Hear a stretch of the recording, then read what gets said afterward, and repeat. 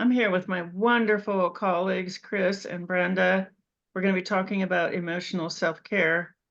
I have experienced new levels of emotional self-care by learning how to use what we call ARC exercises, little exercises like because I used to be addicted to processed foods, I binged. But now that I have thought control, I easily control my eating. That's an emotional self-care exercise, and it works so well. Brenda, what do you like doing? You know, the awareness that I've had is I've used this pause, process, and then respond. I used to always react to situations, react, and it was drama. And now I hear something or I want to respond, I pause, I process it, and I respond in a mature manner. And I feel so comfortable, and it's so nice than reacting to the situation. It's such a change in my healing journey. Wonderful. Yeah, it's Hmm. not hard. When you're No. around a group of people who are doing these things, you naturally acquire emotional self-care. Yes. Chris, what comes to mind? Well, Joan, I love to use a variety of little exercises. I really like the short ones, and that helps me determine my next step. For example, I think I feel I act. Oftentimes, someone might say something to me, and I would say, I think I am feeling very upset and frustrated. Then I feel hurt. And then I might say I act by taking deep breaths, walking away so that I can come back with a better response instead of reacting. And Yeah, sometimes that's all it takes. And other times it might direct me to a lengthier type of writing exercises to help get super, clarity on the situation. super. So Yeah, you use a variety of skills, I do. yeah, for different circumstances. I Mhm. love that. I like this. I call it pile it on. That's not very technical, but I have learned how to use sound healing videos. I've learned how to use breath work. I've learned how to use visualizations to actually release dopamine in a really steady, lovely way, or release serotonin in a steady, lovely way in my brain. That's emotional control. And it's not hard, but doing it in a group is the key. What else comes to mind, Brenda? For me, I struggle with anxiety, to be honest. And the coherent breathing exercises have really helped me calm myself.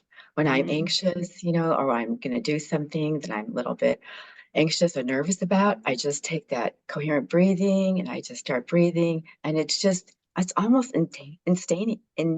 instantly a calmness in me. And I'm okay. Oh, it's just wonderful to use these tools. Yeah, I don't think people know that we, each of us, with these simple skills, easy to learn, but you have to do them in a group to make your brain make it feel normal. Mhm. How easy it is to control our own moods. Chris, what's coming to mind? Well, what's coming to mind oftentimes when I do a shorter exercise, and then if I do like the 8 healing questions, which I Mm, adore, it just brings in so much peace. Then I often go to gratitude because we know how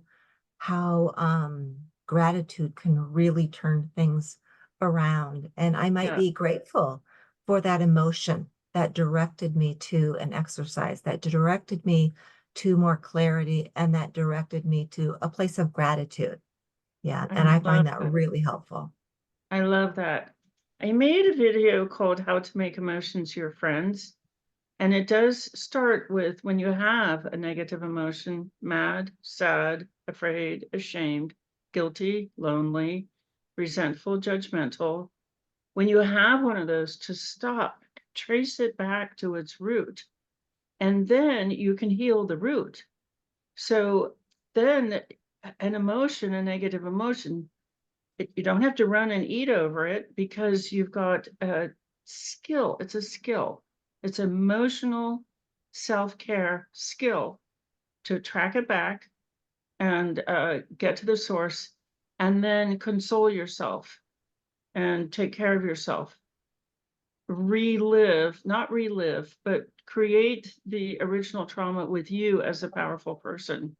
I use that all the time, and it works incredibly well. Anything else you'd like to share, Brenda? There was an exercise that I use called Stories of Transformation. I came from a dysfunctional home environment, and I was never good enough. Anything I did. So I always had imposter syndrome. And I started doing the Stories of Transformation, and it was like I wrote it down and went through the steps.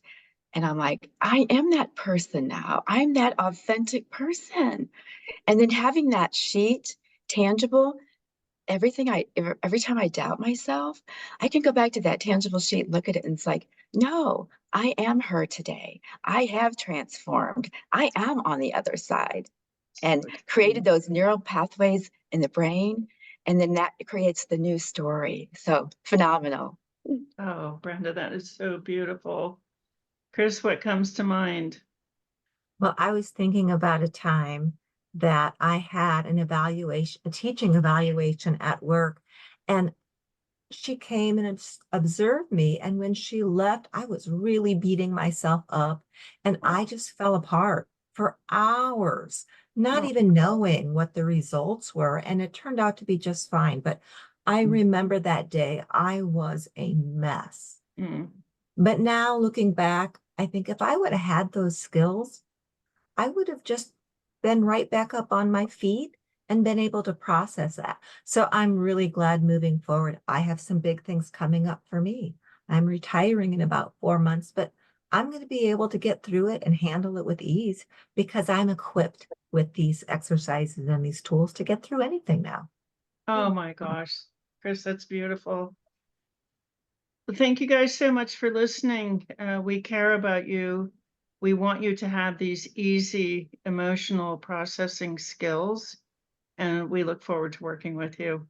Take care. Thank you.